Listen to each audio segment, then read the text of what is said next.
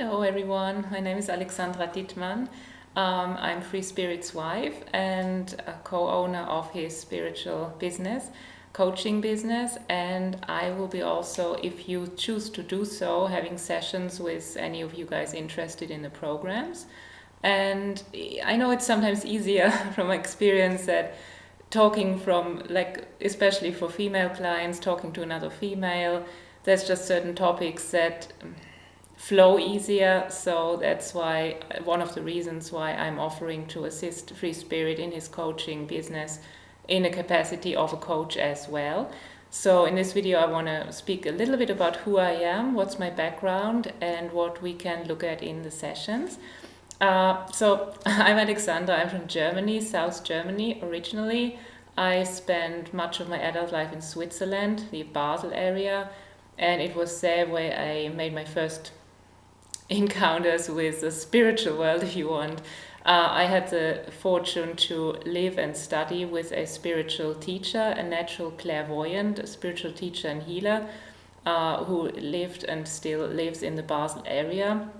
I lived with her for 5 years, and in that time also assisted in the business of healing practices, be it with pendulums, be it with, I studied astrology as well, the Huber method of astrology, and assisting people through conversation, if you want, just coaching people into seeing themselves what negative thought patterns may be keeping them from reaching their goals, be it health-wise, be it relationship-wise, be it career-wise, or any aspects of life really.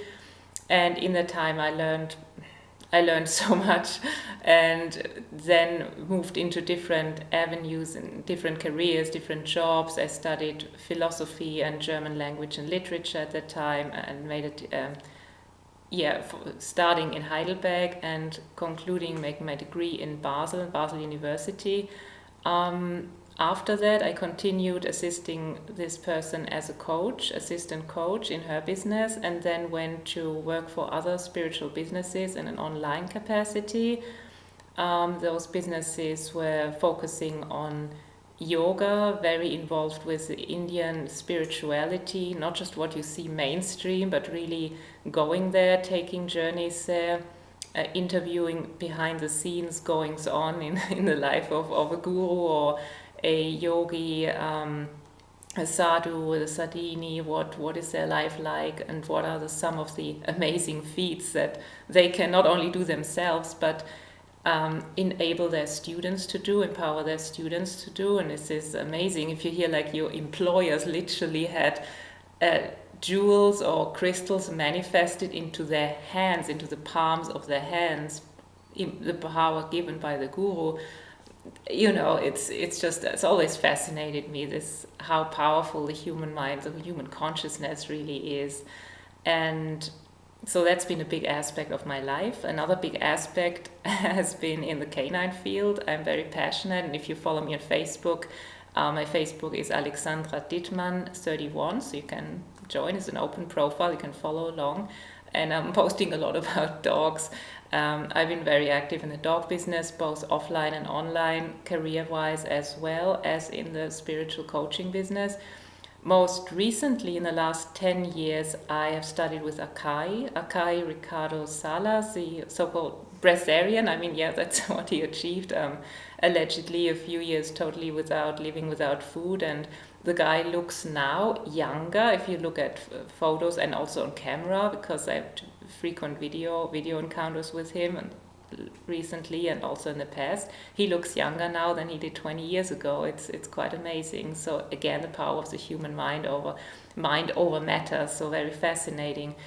I studied with Akai Ricardo Salas in his Bressarian method, the 8-day process method, other techniques and practices he had developed over the years, and I have a certification from him. I'm a certified Bressarian healer with his method. You find a certification document on my Facebook.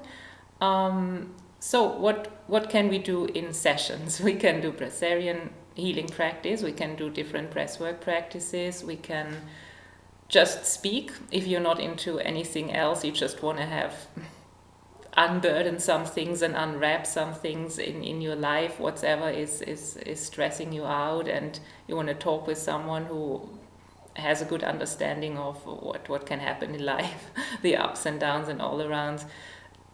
We can do that. We can also look at specifically targeting certain emotional patterns. I have a very good intuitive, I would say, ability to pinpoint and perceive also clairvoyantly, yes, I can say that, patternings that are blocking people, myself and others. So we can work on that. We can, I can give you a few tricks how to quite easily really target those patterns and dissolve them.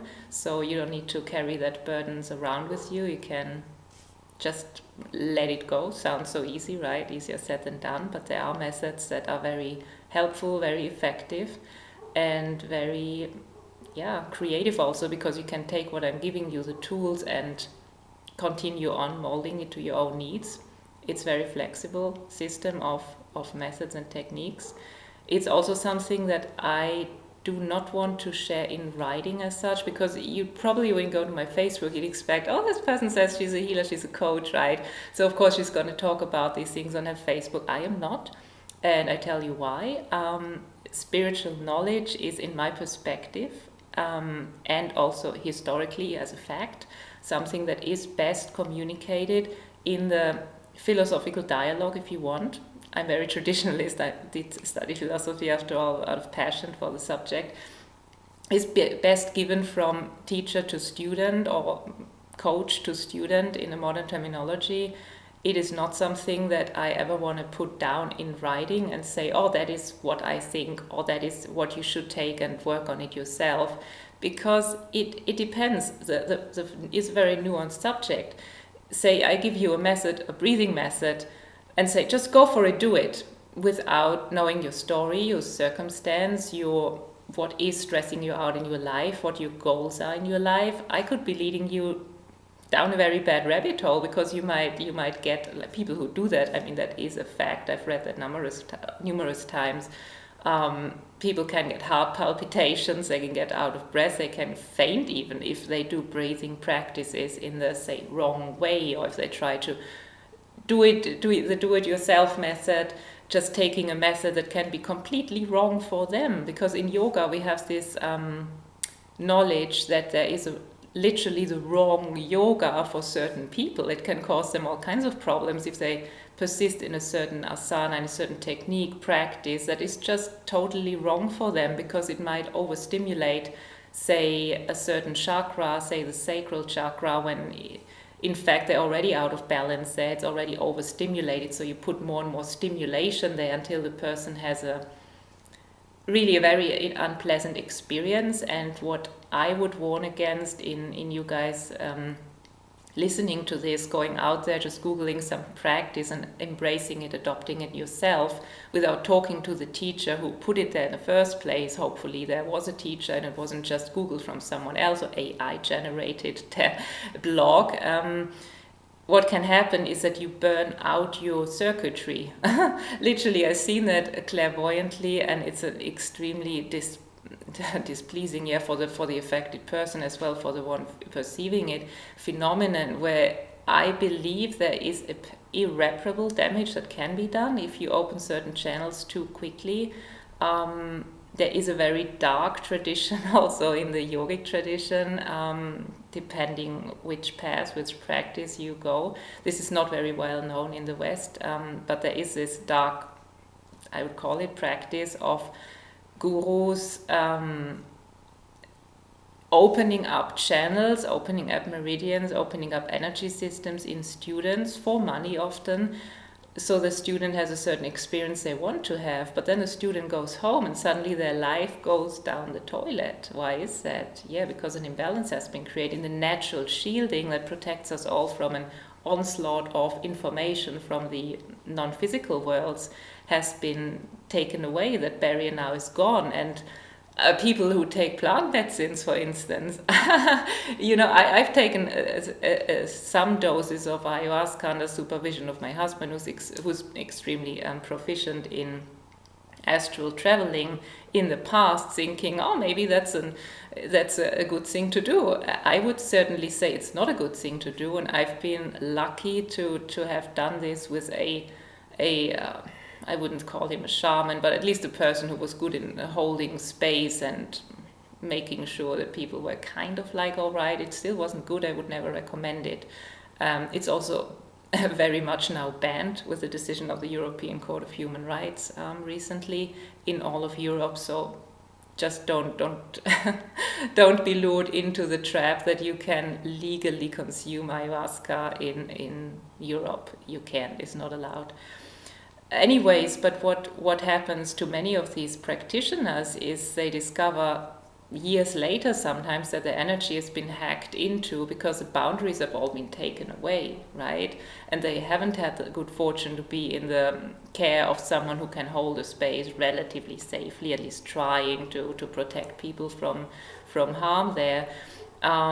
But once that is done, like once the boundaries are down, all kinds of entities can come in. They have free access. You're pretty much opening the welcome mat to all kind of demonic entities or very questionable individuals, people, humans, incarnated humans, or no longer incarnated humans, aka ghosts, to come in, take over parts of your personality. And sometimes you have psychosis caused by this. You have personality changes caused by this, and good luck trying to reverse that. That is going to be very difficult. In my opinion, you need a veritable shaman, like an experienced, if you're lucky enough to know a Native American shaman, if you're lucky enough to know a Native, or should I say first generation American, I'm really not sure what the politically correct name is for the different tribes which reside in the US, North America and South America. But if you got an experienced shaman there from the traditional line of teachings, can hopefully contact them and they can make a ceremony and hopefully free you from these attachments. An experienced energy healer should be able to do the same. But it is tricky. So yeah, there's a lot of pitfalls on the path if you just want to go out there, collect spiritual practices and implement them. That is why I'd always say, let's do the coaching route, let's do the conversation, like the good old philosophers of old times have done it, like picture the Indian guru under a big tree with their students, in a circle of their students, teaching and divulging the knowledge, discussing the scriptures, the Gita, whatever other scriptures the teacher might discuss with them.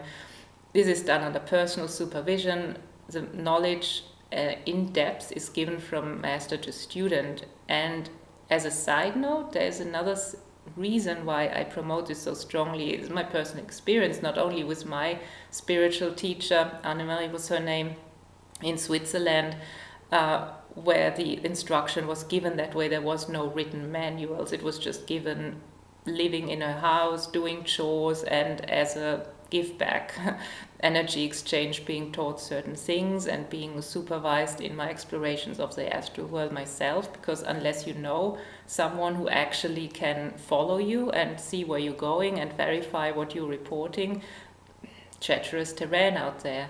And also I've been lucky enough to, in my martial arts career, I never did that professionally, but I was an avid student of various practices, martial arts, Wing Chun, Aikido, karate, a little bit of everything really.